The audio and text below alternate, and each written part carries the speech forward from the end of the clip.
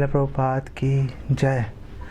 तो हम श्रीमद् भागवतम पे जो डिस्कशंस हैं उसके दौरान हम कल से जो शुरू किया था मोहिनी एकादशी से, तो हमने शुरुआत की थी भूमिका डिस्कस करने से। तो हमने कुछ पोर्शन डिस्कस किया, कुछ पोर्शन हम आज डिस्कस करेंगे और आगे इसको पूरा लेके जाएंगे। फिर भागवतम के पहले स्कंद के पहले अध्याय के पहले श्लोक से डिस्कस करना हम शुरू करेंगे। तो श्रील विश्वनाथ चक्रवर्ती ठाकुर कह रहे हैं कि जो भागवतम है जैसे भगवान का मोहिनी रूप है, और मोहिनी रूप से भगवान ने देवताओं पर दया की और असुरों को छल किया, ऐसी जो भागवतम है वो भी मोहिनी अवतार है भगवान का। और भागवतम पढ़ के जो भक्त हैं उनका हृदय आनंदित हो जाएगा और जो अभक्त हैं वो विचलित हो जाएंगे, वो उसमें से कमियां निकालेंगे और दोषारोपण करेंगे।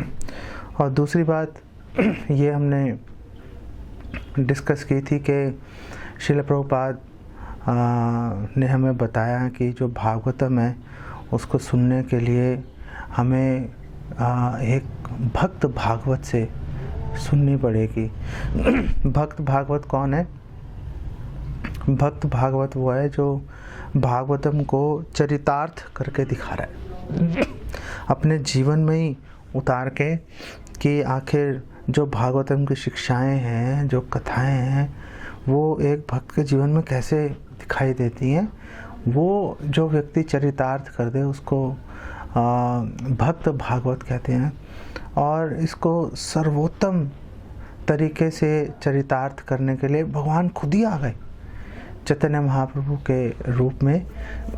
इसीलिए श्रील प्रभुपाद चैतन्य महाप्रभु की जीवनी, उनका चरित्र डिस्कस कर रहे हैं, उनकी कृपा का आवाहन करने के लिए, ताकि हम लोग भागवतम को ठीक से समझ पाएँ। तो हमने कल बात की थी नवाब हुसैन, जो चांद काजी है, चांद काजी नवाब हुसैन शाह के कहने पर उसने संकीर्तन आंदोलन को रोकने की कोशिश की थी।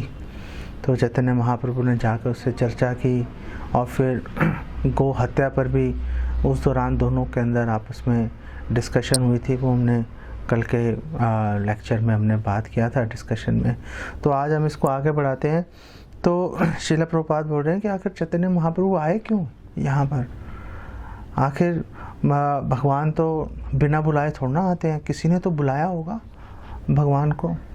तो श्रील प्रभुपाद ने एक्सप्लेन किया कि अद्वैताचार्य जो स्वयं महाविष्णु है, वो अद्वैताचार्य भगवान को ग्लोरीफाई करने के लिए, अपने मास्टर को, अपने स्वामी को ग्लोरीफाई करने के लिए अद्वैताचार्य एक दृष्टिपात करेंगे, पूरे संसार का कल्याण हो जाएगा।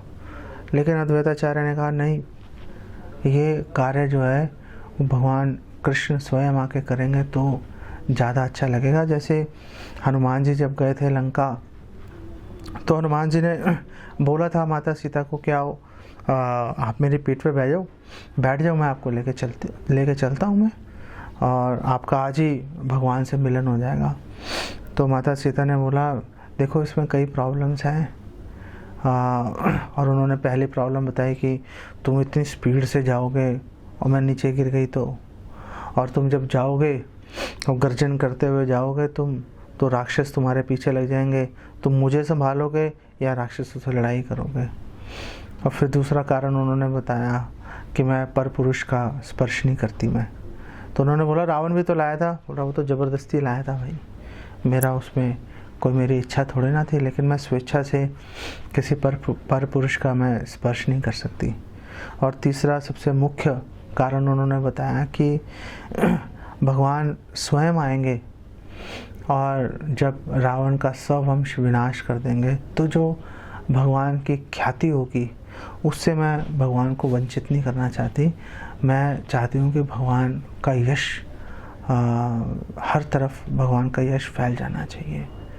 तो ये कारणों के चलते जो है सीता माता उनके साथ नहीं गई थी। तो इसीलिए इसी तरह से जो अद्वैताचार्य हैं वो कर सकते हैं उद्धार सबका, लेकिन उन्होंने बोला कि जब कृष्णा स्वयं ही आएंगे तो उनका यश फैल जाएगा चारों ओर, और लोग देखेंगे कितनी सरलता से जो है वो कृष्ण भक्ति का प्रचार कर सकते हैं वो। तो अद्वैताचार्य ने इसी बात को लक्ष्य करके उन्होंने शालिग्राम शिला को गंगा जल और तुलसी दल से उनका सेवन किया और भगवान को पुकार रहे थे बार बार कि आओ आओ, आपके बगैर बात नहीं बनेगी। और उनके पुकार सुन के भगवान अवतरित हो ही गए।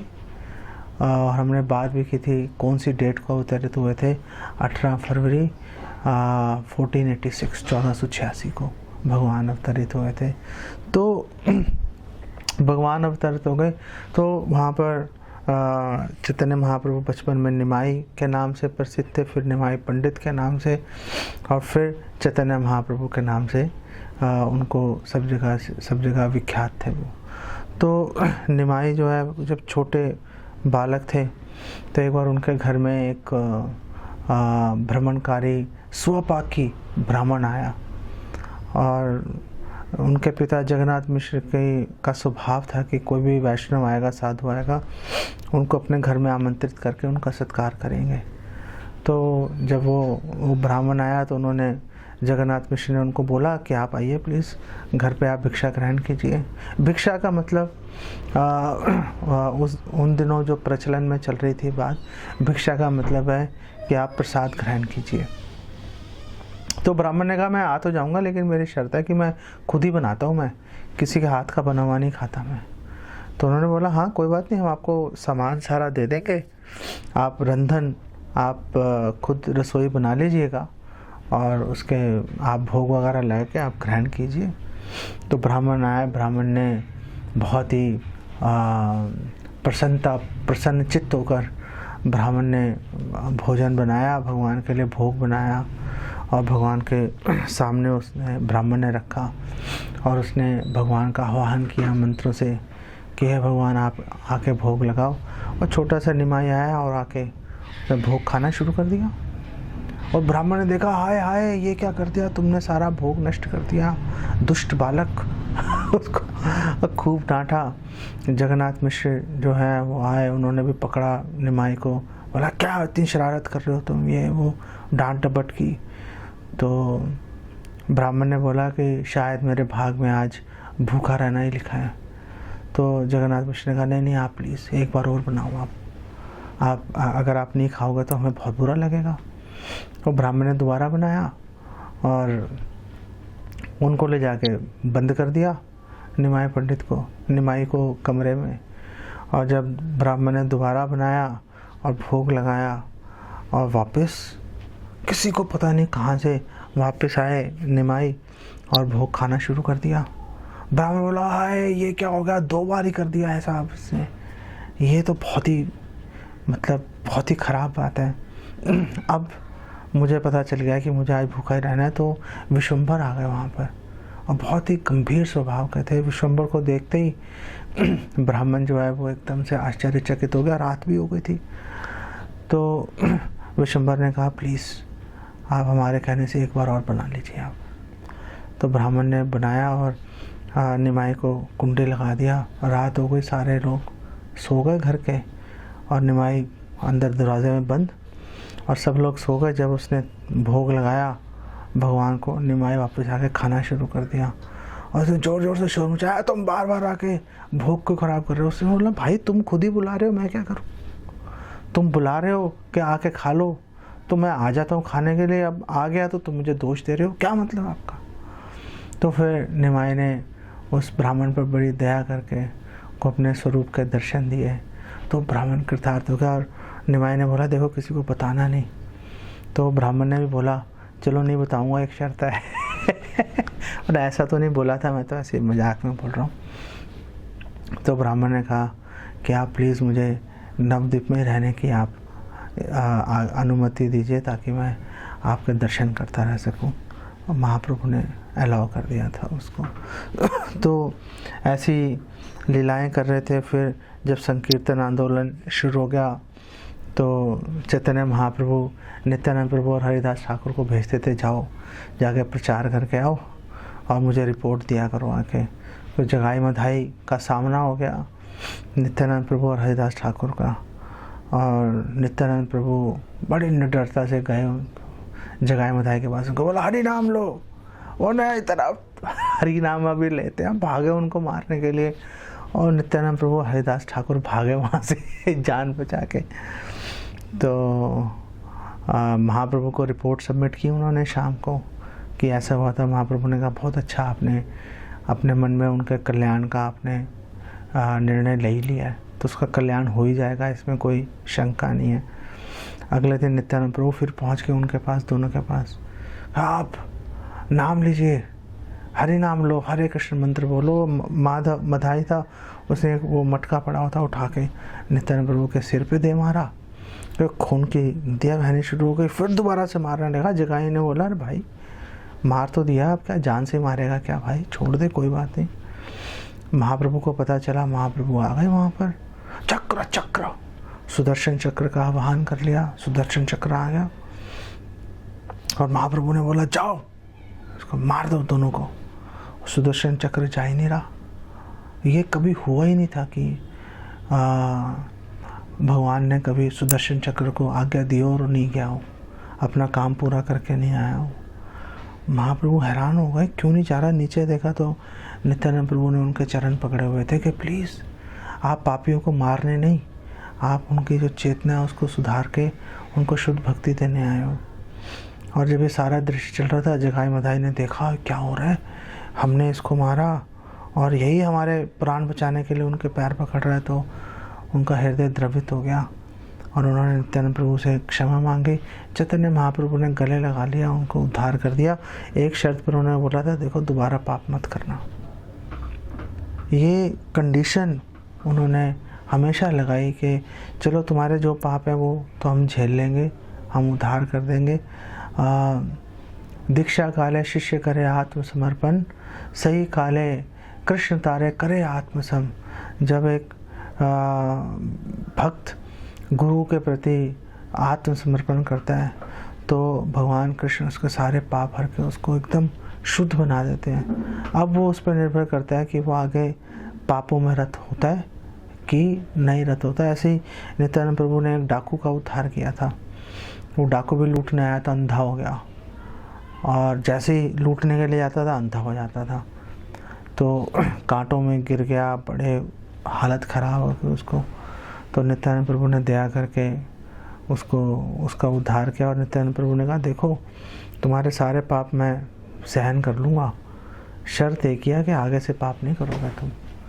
तो उस डाकू ने इस बात को स्वीकार किया और नित्यानंद प्रभु की उसने दया प्राप्त की। तो ऐसे ही जगाई मधाई जो हैं इतने बड़े पापी थे, लेकिन महाप्रभु की दया से, नित्यानंद प्रभु की दया से उनका बेसिकली उद्धार हो गया।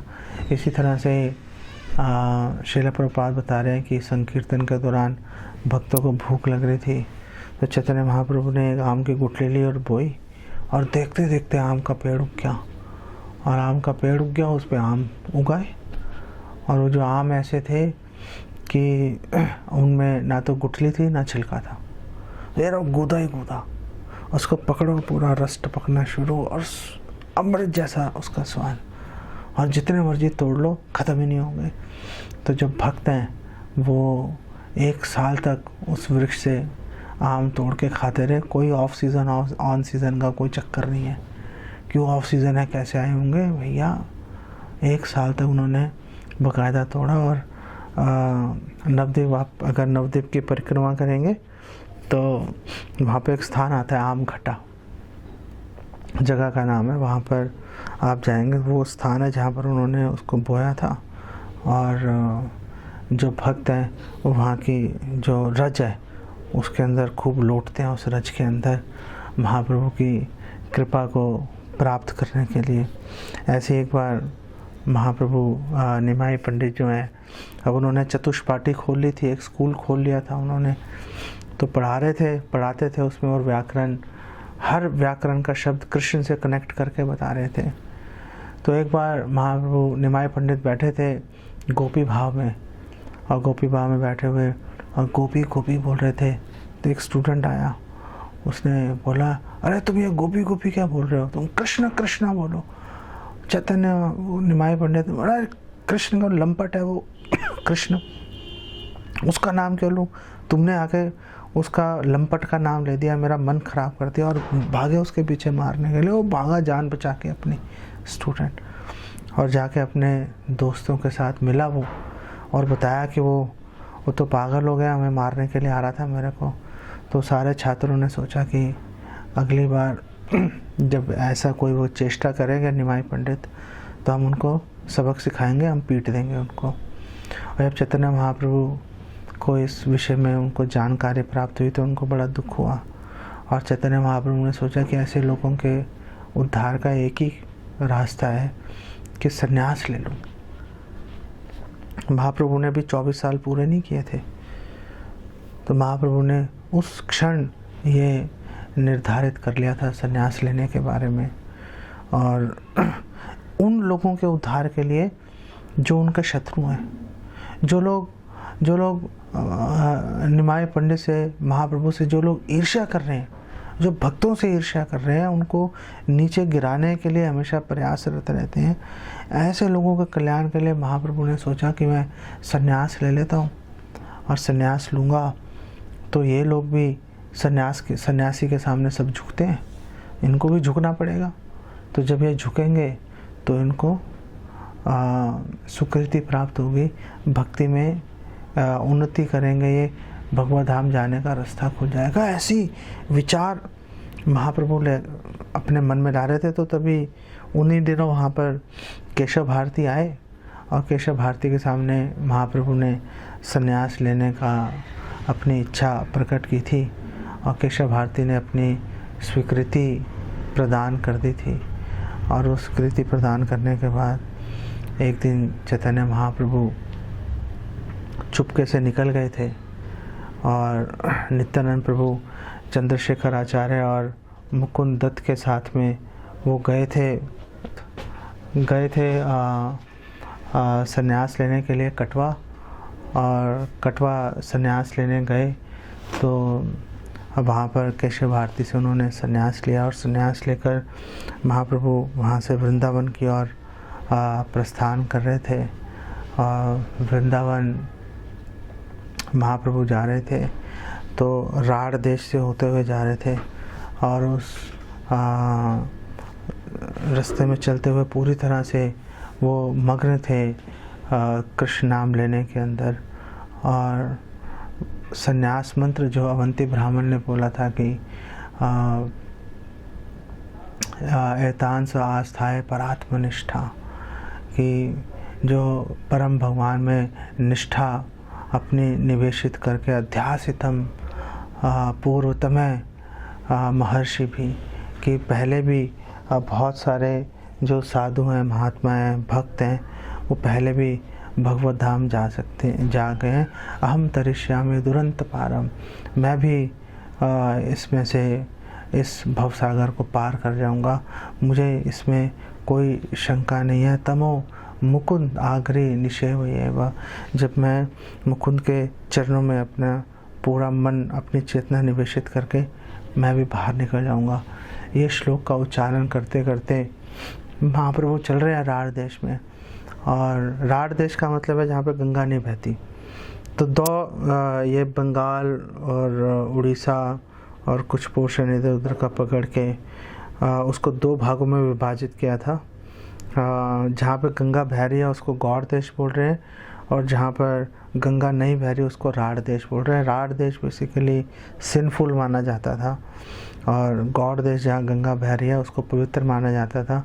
तो नित्यानंद प्रभु राढ़ देश पर दया करने के लिए नित्यानंद प्रभु प्रकट हुए थे एक चक्र ग्राम में, वो राढ़ देश के अंदर आता। तो राढ़ देश में से चैतन्य महाप्रभु निकल जा रहे हैं, कोई सुध-बुध नहीं है उनको, उनके पीछे नित्यानंद प्रभु और पार्षद चल रहे हैं, चंद्रशेखर आचार्य और मुकुंद दत्त। सो वो वृंदावन के लिए उन्होंने कुछ ग्वालों से रास्ता पूछा, और जब रास्ता पूछ रहे थे तो जो नित्यानंद प्रभु ने उनको पहले से पट्टी पढ़ा रखी थी और उन्होंने गंगा जी का रास्ता दिखा दिया उनको, जो शांतिपुर की ओर जाता है। और चैतन्य महाप्रभु चलते चलते वहाँ से शांतिपुर आ गए और उन्होंने देखा सामने से गंगा जी को वो जमुना जी समझ के उसमें स्नान कर रहे हैं और सामने से देखा तो अद्वैताचार्य आ रहे हैं नाव के अंदर, और तुम यहाँ कैसे वृंदावन में? तो उन्होंने बोला नहीं, ये तो शांतिपुर है। तो उन्होंने बोला ये कैसे हो गया? तो चलो अद्वैताचार्य ने उनके सारे वस्त्र वगैरह उनको चेंज करने के लिए दिए और उनको लेके गए अपने घर शांतिपुर। और महाप्रभु ने तब से कुछ नहीं खाया पिया था और अद्वैताचार्य ने उनके लिए प्रसाद की व्यवस्था की और फिर उन्होंने संदेश भेजा मायापुर नवद्वीप में। और चैतन्य महाप्रभु की जो माता है शची माता और सभी भक्तों को वहाँ पर उन्होंने आमंत्रित किया शांतिपुर में। और यहाँ पर ऐसा कोई वर्णन नहीं आता। श्रील प्रभुपाद बता रहे हैं कि चैतन्य महाप्रभु शांतिपुर में विष्णुप्रिया से मिले और उनको अपनी खड़ाऊ उनको दी। ऐसा कुछ लोग ऐसा बोलते हैं, लेकिन श्रील प्रभुपाद उस बात को काट रहे हैं बिल्कुल। और श्रील प्रभुपाद कह रहे हैं ऐसी कोई बात नहीं है, हमें ऐसी कोई एविडेंस नहीं मिल रही, कोई प्रमाण नहीं मिल रहा कि महाप्रभु ने ऐसा कभी किया है। संन्यास के बाद वो कभी भी अपनी पत्नी से उन्होंने कभी मिले नहीं। वो वहाँ पर रहने के बाद एनी हाउ चैतन्य महाप्रभु ने अपनी माता से आज्ञा ली और उनके माता ने बोला था कि आप वृंदावन रहने की जगह आप प्लीज़ पुरी में रहो। पुरी से लोग बंगाल आते जाते रहते हैं तो मुझे समाचार मिलता रहेगा, वृंदावन से आपका समाचार मिलना मुश्किल हो जाएगा मेरे लिए। तो महाप्रभु ने अपनी माँ की आज्ञा का पालन किया और वो पुरी के लिए चल दिए वहाँ से। तो जब पुरी के लिए जा रहे थे तो वाया रेमुना होके गए बालेश्वर। सो रेमुना में वहाँ पे उन्होंने क्षीर चोर गोपीनाथ जी के दर्शन किए और नित्यानंद प्रभु ने उनको श्रीला माधवेंद्रपुरी श्रीपाद की महिमा के बारे में बताया, जो चैतन्य महाप्रभु ने बहुत रुचि से उसको सुना। माधवेंद्रपुरी श्रीपाद की भक्ति के बारे में कि कैसे श्रीला माधवेंद्रपुरी को प्रसन्न करने के लिए गोपीनाथ ने उनके लिए एक अमृत केली नामक खीर उन्होंने चोरी कर ली थी। और जब माधवेंद्रपुरी श्रीपाद वापस आ रहे थे उड़ीसा से कपूर और चंदन लेकर, तो श्री गोपाल जो हैं, जो श्रीनाथ जी वाले विग्रह, पहले गोवर्धन पे उनकी पूजा हो रही थी, तो जब वो लेके आ रहे थे और वापस आके वो रमुना में रुके थे तो श्री गोपाल ने उनको स्वप्न में दर्शन देके बोला था कि आप ये चंदन और जो कपूर है इसको घिसकर आप यहीं पर गोपीनाथ के विग्रह पे लगा दो। गोपीनाथ का विग्रह और अब मैं कोई भेद नहीं है, मुझे ठंडक मिल जाएगी। तो उस दिन से वहाँ पे चंदन यात्रा शुरू हो गई, जो 21 एक दिन तक चंदन यात्रा चलती है, आजकल चल रही है। सब लोग जो भी भक्त हैं वो अपने घर में चंदन को घिस के वो लोग भगवान के विग्रह को या लेमिनेशन को वो लगाते हैं। बहुत आसान है, आप छोटी सी एक सिल्ली ले आओ, एक आप चंदन की लकड़ी ले आओ, 100-200 रुपये की मिलेगी, बड़े दिन चल जाती है वो। तो उसको आप थोड़ा सा रोज़ वाटर गुलाब जल डाल के या नॉर्मल वाटर डाल के आप उसको घिसो सिल्ली पे और थोड़ा सा घिस लो बस, और उसको भगवान पे थोड़ा थोड़ा लगा दो। आप अगर ज़्यादा भी लगाना चाहो ज़्यादा भी लगा सकते हो, आपकी मर्ज़ी है। और भगवान के चरणों में आप जो तुलसी है उस पर थोड़ा चंदन लगा के भगवान के चरणों पे उसको अर्पित करो। आपको भक्ति में आगे बढ़ने के लिए बहुत कृपा मिलेगी आपको ऐसा करने से। तो महाप्रभु वहाँ पे रुके और फिर वहाँ से निकले और निकलकर महाप्रभु साक्षी गोपाल के उन्होंने दर्शन किए। और साक्षी गोपाल जो कथा है वो यही है कि वृंदावन में साक्षी गोपाल के विग्रह थे और 2 ब्राह्मण भक्तों के आपसी झगड़े को, विवाद को निपटाने के लिए उन्होंने गवाही देना स्वीकार किया और वहाँ से चल के वो उड़ीसा में विद्यानगर नामक एक गांव था, वहाँ पर आ गए वो चलते हुए। और फिर वहाँ से बाद में उनको शिफ्ट कर दिया गया था कटक के पास, जहाँ पे आज साक्षी गोपाल विद्यमान है। और श्रील प्रभुपाद बोल रहे हैं कि भक्तों पर दया करने के लिए भगवान किसी भी हद तक जाने के लिए तैयार रहते हैं। भगवान पैदल चलते हुए आ गए वृंदावन से उड़ीसा की तरफ। कितना लंबा रास्ता उन्होंने तय कर लिया। तो वहाँ से चलते हुए फिर साक्षी गोपाल से चलते हुए महाप्रभु पहुँच गए अठारनाला, और वहाँ पर अलारनाथ जो जगह है, अलारनाथ पे नित्यानंद प्रभु ने उनका संन्यास दंड तोड़ दिया था। और चैतन्य महाप्रभु उनसे गुस्सा होकर अकेले चल दिए थे पुरी की ओर। और वहाँ से पुरी पास ही है बेसिकली। और वहाँ जाकर जब उन्होंने जगन्नाथ के दर्शन किए और दर्शन करते बेहोश होकर गिर पड़े, तो लोगों को वहाँ पे समझ नहीं आई थी ये क्या हो रहा है। लोग सोच रहे थे परेशान करने आ गया व्यक्ति, लेकिन सार्वभौम भट्टाचार्य भी वहाँ पर थे जो गोपीनाथ आचार्य के संबंधी हैं। तो उन्होंने देखा कि ये जो सन्यासी है इसके शरीर में महापुरुषों के लक्षण हैं। तो उन्होंने उनको बोला कि क्योंकि वो सभा पंडित भी थे, सार्वभौम भट्टाचार्य महाराज प्रताप रुद्र के और शक्तिशाली थे, इन्फ्लुएंशियल थे वो। तो उन्होंने बोला कि सन्यासी को उठा के मेरे घर ले चलो। पास में उनका घर था, वहाँ से उनके घर ले गए। और फिर वहाँ पर श्रील प्रभुपाद बोल रहे हैं कि सार्वभौम भट्टाचार्य ने चेक किया कि ये कहीं दिखावा तो नहीं कर रहा, झूठी प्रशंसा पाने के लिए। कि कई लोग हैं वाइस ज़मीन पर गिर कर तड़पना शुरू कर देते हैं, जैसे विरह में भगवान के तड़प रहे हैं। तो सार्वभौम भट्टाचार्य ने उनको चेक किया, उनकी नाभि को, पेट को, श्वास उनकी चेक की, नब्ज़ उनकी देखी। और चेक करने के बाद उनको ये दिख गया कि ये जनरली बेहोश हैं ये। और फिर उन्होंने उनका इलाज करने की कोशिश की, उनको होश में लाने की कोशिश की, लेकिन होश में नहीं ला पाए वो, क्योंकि महाप्रभु को होश में लाने की एक स्पेशल विधि थी।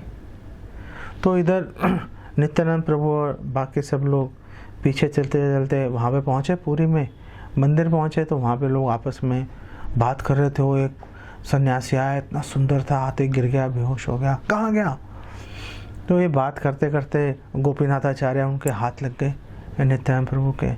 तो गोपीनाथ आचार्य ने बोला कि वो सार्वभौम भट्टाचार्य के घर में है। और गोपीनाथ आचार्य उनको लेके सार्वभौम भट्टाचार्य के घर पहुँच गए, उनके संबंधी थे वो। तो वहाँ पहुँच गए, वहाँ पे चैतन्य महाप्रभु बेहोश पड़े हुए हैं। और सारे भक्तों ने मिलकर ज़ोर ज़ोर से हरि नाम संकीर्तन किया। महाप्रभु को चेतना आ गई, और चेतना आ गई महाप्रभु बोल रहे हैं कि मैं स्नान करना चाहता हूँ। स्नान के लिए चल दिए वो। और पीछे से गोपीनाथ आचार्य और सार्वभौम भट्टाचार्य में आपस में बहस शुरू हो गई। और श्रील प्रभुपाद बता रहे हैं कि वो गोपीनाथ आचार्य बोल रहे थे कि चैतन्य महाप्रभु स्वयं भगवान है। और सार्वभौम भट्टाचार्य कहते नहीं, ये एक महान भक्त हैं। तो आपस में दोनों शास्त्रों के प्रमाण दे देकर एक दूसरे से बात करते रहे, लेकिन सार्वभौम भट्टाचार्य कन्विंस नहीं हो पाए। तो गोपीनाथ आचार्य ने बोला कि भैया जिस पे भगवान की कृपा होती है वही कन्विंस होता है, जिस पे भगवान की कृपा नहीं होती वो कन्विंस नहीं हो पाता, चाहे कितने बैंड बाजे बजाते रहो उसके सामने। तो सार्वभौम भट्टाचार्य ने हंस के बोला, अरे यार नाराज़ क्यों हो रहे हो, कोई बात नहीं, फिर दोबारा कभी बात करेंगे, नाराज़ मत हो जाओ। और गोपीनाथ आचार्य गुस्से में चले गए वहाँ से। तो चैतन्य महाप्रभु के लिए सार्वभौम भट्टाचार्य ने प्रसाद इत्यादि की व्यवस्था की। और सार्वभौम भट्टाचार्य खुद बहुत बड़े वेदांती थे और सन्यासियों के गुरु थे वो, और खुद बृहस्पति के अवतार हैं वो। तो सार्वभौम भट्टाचार्य ने उनको बोला महाप्रभु को, यार तुम्हें इतनी कम उम्र में सन्यास ले लिया, 24 साल के अंदर, तुम इतने सुंदर हो, सन्यास की रक्षा कैसे होगी। चलो तुम्हें वेदांत सुनाता हूँ, मैं वेदांत सुनाऊँगा तो तुम्हारे मन में वैराग्य स्थायी रूप से स्थापित हो जाएगा, फिर तुम्हारे सन्यास आश्रम की रक्षा हो जाएगी। तो सार्वभौम भट्टाचार्य ने 7 दिन तक लगातार उनको वेदांत सूत्र पर टीका सुनाई और चैतन्य महाप्रभु कुछ नहीं बोले। जब चैतन्य महाप्रभु कुछ नहीं बोले तो सार्वभौम भट्टाचार्य ने 8वें दिन उनसे पूछा, भाई कुछ समझ में हमें आ रहा है नहीं आ रहा, हम कुछ बोल ही नहीं रहे। तो चैतन्य महाप्रभु ने कहा, मुझे वेदांत तो समझ में आता है, लेकिन आप जो टीकाएँ दे रहे हो, जो व्याख्याएँ दे रहे हो आप, वो तो बिल्कुल इनडायरेक्ट व्याख्याएँ हैं, परोक्ष व्याख्याएँ हैं, कुछ समझ ही नहीं आ रहा। आप तो सूर्य के समान जो वेद वाक्य हैं, आप तो उसको इनडायरेक्ट मीनिंग देके ढके जा रहे हो उसको। आप इसको बंद करो, इसको आप डायरेक्ट आप बात करो। फिर चैतन्य महाप्रभु ने 2 उदाहरण लिए। उन्होंने बोला, देखो जो गोबर है गाय का और जो शंख है, गोबर है मल है, मल को छूने से अशुद्ध हो जाता है व्यक्ति, और जो शंख है वो तो हड्डी है, हड्डी को अगर छू लो तो अशुद्धि हो जाती है। तो बोल रहे हैं कि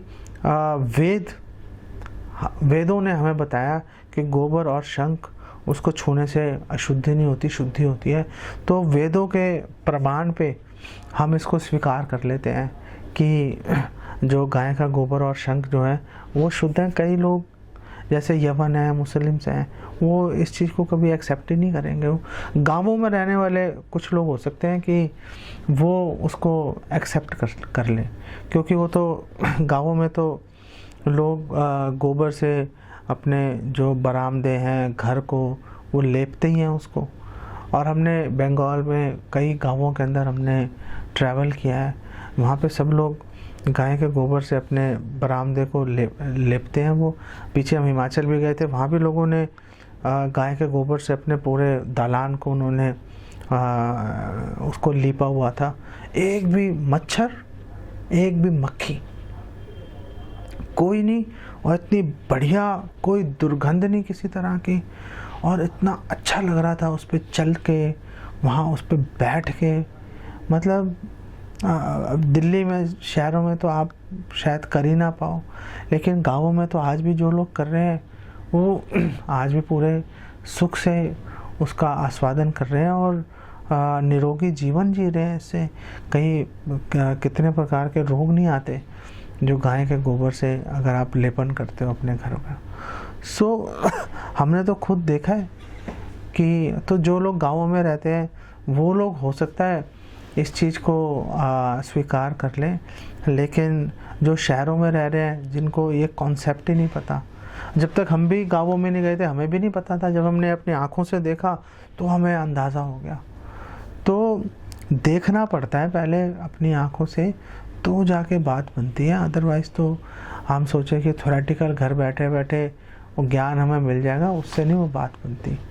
तो चैतन्य महाप्रभु ने बोला कि वेद तो प्रमाण है, और वेदों में बोला है कि हर वस्तु वो भगवान से, हर वस्तु जो है वो ब्रह्मण से प्रकट हुई है, और जो ब्रह्मण है, ब्रह्मण से ही वस्तु प्रकट होती है, ब्रह्मण में ही वो वस्तु, ब्रह्मण ही उसका पालन पोषण करता है, और जब उसका संहार हो जाता है तो ब्रह्मण में ही वो विलीन हो जाती है वस्तु। तो ये जो ब्रह्मण है, उन्होंने बोला कि ब्रह्मण तो देखो एक व्यक्ति है, क्योंकि वेदों में लिखा है कि एको बहुश्याम, कि पहले एक थे फिर कई हो गए वो। और उन्होंने कहा वेदों में ही लिखा है कि उन्होंने अपनी दृष्टि डाली जब भौतिक एनर्जी पे तो सृष्टि हो गई। तो जब उन्होंने अपनी दृष्टि डाली थी उस समय तो ये संसार था ही नहीं। जब संसार नहीं था तो फिर माया कहाँ से होगी, इल्यूजन कहाँ से होगा। तो वो इल्यूजन तो उन्होंने श्री चैतन्य महाप्रभु ने बोला कि इससे हमें पता चलता है कि उन्होंने अपनी दृष्टि डाली, इससे पता चलता है कि उनका साकार रूप है। और क्योंकि जब उन्होंने दृष्टि डाली थी भौतिक माया पर, मटेरियल नेचर पर, तो उस समय ये संसार था ही नहीं, माया थी नहीं। तो वो कह रहे हैं इससे ये पता चलता है कि भगवान जो है वो ट्रांसेंडेंटल है, वो दिव्य है। तो जब निर्गुण निराकार की बात करते हैं तो इसका मतलब ये है कि भगवान में कोई भौतिक गुण नहीं है। ऐसा नहीं कि भगवान भौतिक सतोगुण में स्थित है, नहीं, ऐसी बातें हैं। भगवान गुणों से ऊपर है। जब भगवान अर्जुन को कह रहे हैं निस्तर गुण है भवार्जुना, अगर वो खुद ही सत्व में स्थित है, भगवान सत्व गुण में, तो वो अर्जुन को क्यों कह रहे हैं कि भाई अर्जुन निस्तर गुण है भवार्जुना, तीनों गुणों से ऊपर उठ जाओ। तो चैतन्य महाप्रभु ने इसका उदाहरण देकर उन्होंने बोला कि देखो भाई, इससे पता चल रहा है कि भगवान दिव्य भी हैं और भगवान साकार भी हैं। और भगवद गीता में भी भगवान कृष्ण कह रहे हैं 14:27 में, ब्रह्मणो ही प्रतिष्ठा हम, कि जो ब्रह्म ज्योति है वो मुझ पर ही बेसिकली आश्रित है, मैं ब्रह्म ज्योति पर आश्रित नहीं हूँ। और फिर श्रील प्रभुपाद उदाहरण दे रहे हैं कि जब ब्रह्मा जी प्रे कर रहे हैं भगवान कृष्ण को, और उस समय बोल रहे हैं अहो भाग्यम, कि अरे कितने भाग्यशाली हैं ये ब्रज के लोग, ब्रजो कसम, कितने भाग्यशाली हैं ये लोग कि स्वयं परम भगवान ही उनके घनिष्ठ मित्र उनके घर में खेल रहे हैं वो। तो इससे ही पता चल रहा है कि भगवान श्री कृष्ण ही परम भगवान है। तो चैतन्य महाप्रभु ने बोला कि देखो, इन सारी बातों से ये सिद्ध हो रहा है कि कृष्ण ही परम भगवान है और वो साकार है, और उनका जो रूप है वो दिव्य है, वो भौतिक प्रकृति के तीनों गुणों से ऊपर है, भौतिक प्रकृति उनको छू नहीं सकती। और फिर चैतन्य महाप्रभु ने उनको बोला आपको आत्माराम वर्ष के बारे में पता है? तो भागवतम के एक पहले स्कंद के 7वें अध्याय के 10वें श्लोक में आत्माराम वर्ष दिया गया है। आत्मारामश्च मुनियो निर्ग्रंथ अपि उरुक्रमे कुर्वन्ति अहेतुकिम भक्तिम इथम भूत गुणो हरि, कि जो आत्माराम जो ब्रह्म में स्थित है, जो पहले ही ब्रह्म ज्योति के स्तर पर, जो मोक्ष में ब्रह्म भूता प्रसन्नात्मा, जो मोक्ष में पहले से स्थित है, वो भी जब इथम भूत गुणो हरि, जब वो भगवान के गुणों के विषय में सुनते हैं तो कुर्वन्ति अहेतुकिम भक्तिम, तो वो भगवान की अहेतुक की भक्ति में जुड़ जाते हैं वो लोग। तो चैतन्य महाप्रभु ने उनको बोला कि चलो आप इसकी व्याख्या सुनाओ मेरे को, क्या व्याख्या है? तो सार्वभौम भट्टाचार्य ने तर्क के आधार पर आत्माराम श्लोक की जो है 9 व्याख्याएं दी उन्होंने। और जब उन्होंने 9 व्याख्याएं दे दी, फिर चैतन्य महाप्रभु ने आत्माराम जो श्लोक है उसकी 64 व्याख्याएं दी। और जो 9 व्याख्याएं दी थी सार्वभौम भट्टाचार्य ने, उसको एक बार भी नहीं छुआ उसको। वो तो 9 व्याख्या दी, उसको उठा के तो साइड पे रख दिया उन्होंने, और उन्होंने फिर 64 व्याख्याएं दी। और वो 64 व्याख्याएं सुन के सार्वभौम भट्टाचार्य का मुँह खुला का खुला रह गया। और चैतन्य महाप्रभु ने उनको बोला कि जो भगवान कृष्ण है उनकी अनेक शक्तियाँ हैं, कोई उनकी शक्तियों को गिन नहीं सकता, लेकिन उनकी 3 शक्तियाँ उनकी मुख्य हैं। एक उनकी जो अंतरंगा शक्ति है आध्यात्मिक शक्ति, और दूसरी जो बहिरंगा शक्ति है जड़ शक्ति, और तीसरी जो तटस्थता शक्ति है मार्जिनल पोटेंसी, जो जीव है। उन्होंने बोला ये 3 उनकी मुख्य शक्तियाँ हैं। और फिर आगे उन्होंने बताया कि जो बहिरंगा शक्ति है, बहिरंगा शक्ति में जो 8 जो द्रव्य हैं भौतिक जगत को बनाने वाले, 5 स्थूल और 3 सूक्ष्म, भूमि रापो अनलो वायु खम मनो बुद्धिरेव च अहंकारम इतियम, ये भिन्ना प्रकृतिर अष्टधा। भगवान कृष्ण भगवद गीता में बता रहे हैं कि भूमि, जो पृथ्वी है, जल आकाश अग्नि वायु, ये 5 स्थूल हो गए, और मन बुद्धि अहंकार ये 3 सूक्ष्म हो गए। उन्होंने कहा भिन्ना प्रकृति अष्टधा, ये जो है ये भिन्न है मेरे से। और फिर भगवान ने बताया कि जो जीव है ममे वांशो जीव लोक जीवभूता सनातन, जो जीव है वो भगवान की तटस्थता शक्ति है, वो है परा लेकिन अपरा में फंस जाती है चेतन लेकिन जड़ का संग करना शुरू कर देती हैं। और फिर उन्होंने बताया कि जो आध्यात्मिक जो शक्ति है चैतन्य महाप्रभु ने बताया सार्वभौम भट्टाचार्य को कि आध्यात्मिक शक्ति भी आगे 3 भागों में विभाजित है, सत, चित और आनंद। और उन्होंने बताया जो सत है, सत का मतलब भगवान का जो अस्तित्व है वो शाश्वत है, वो कभी भी भगवान में कोई विकार नहीं आता, यथावत बना रहता है। भगवान का जो अस्तित्व है वो संधिनी शक्ति के द्वारा संपन्न होता है। और जो सच्चित भगवान पूरी तरह से ज्ञानवान है, और उन्होंने बताया कि वो संवित शक्ति के द्वारा संपन्न होता है। और जो हलादनी है, भगवान को आनंद प्रदान करने वाली जो सच्चित आनंद, जो आनंद भगवान को प्राप्त मिलता है, जो भगवान का विग्रह ही आनंद से बना हुआ है। रसो वही सा, कि भगवान रस के भगवान के अंदर रस नहीं है, भगवान ही रस है। ये दोनों में फ़र्क है। कई लोग बोलते हैं ना कि भगवान में रस है, नहीं, भगवान खुद ही रस है। और जो आनंद है वो हलादनी शक्ति से वो संपन्न होता है। तो उन्होंने बोला ये जो सच्चित आनंद भगवान का विग्रह है, ये प्रकृति के 3 गुणों से बेसिकली ऊपर उठता है, ऊपर है। और उन्होंने बोला कि जो श्रील प्रभुपाद बोल रहे हैं कि जो मूर्ख असुर लोग जो इस बात को नहीं समझते, वो लोग जो है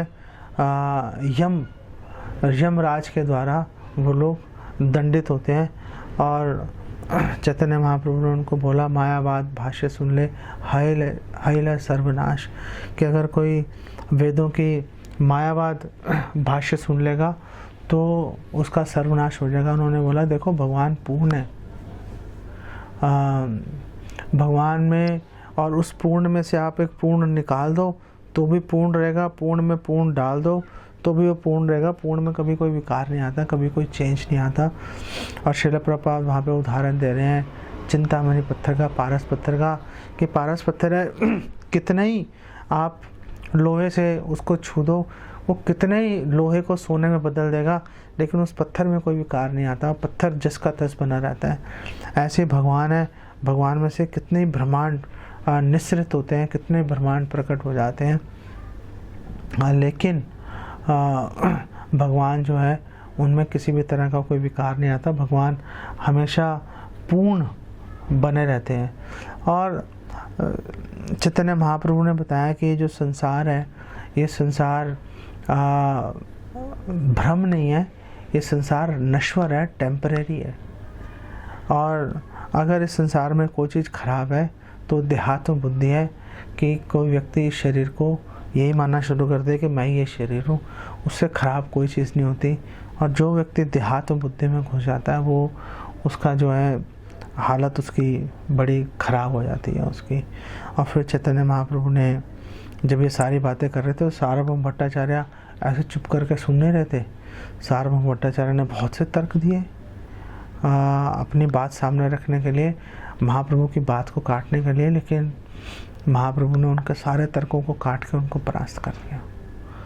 और फिर महाप्रभु ने उनको बताया कि देखो सार्वभौम भट्टाचार्य, कि उन्होंने बताया कि 3 चीज़ें ही हैं इस संसार के अंदर, कि भगवान कौन है, जो ज्ञान क्या चीज़ है, मतलब ज्ञान 3 ही है, कि भगवान क्या है, हमारा भगवान के साथ क्या संबंध है, कैसे उसको रिवाइव करेंगे और मिलेगा कैसे वो। तो उन्होंने बोला भगवान क्या है, भगवान से हमारा क्या संबंध है, ये संबंध तत्व है। और भगवान से अपने संबंध को रिवाइव पुनः जागृत कैसे करेंगे, तो उन्होंने बोला ये अभिधेय है, और वो जागृत करके जो कृष्ण प्रेम रूपी फल को प्राप्त करना वो प्रयोजन है, वो लक्ष्य है उसको प्राप्त करने का। तो चैतन्य महाप्रभु ने इस बात को एक्सप्लेन किया। और चैतन्य महाप्रभु ने कहा जब कोई व्यक्ति कृष्ण प्रेम प्राप्त कर लेता है तो वो सभी जीवों से प्रेम करना शुरू कर देता है, क्योंकि उसको क्लियर हो जाता है कि सारे जो जीव हैं ये सभी जीव भगवान के अंश हैं।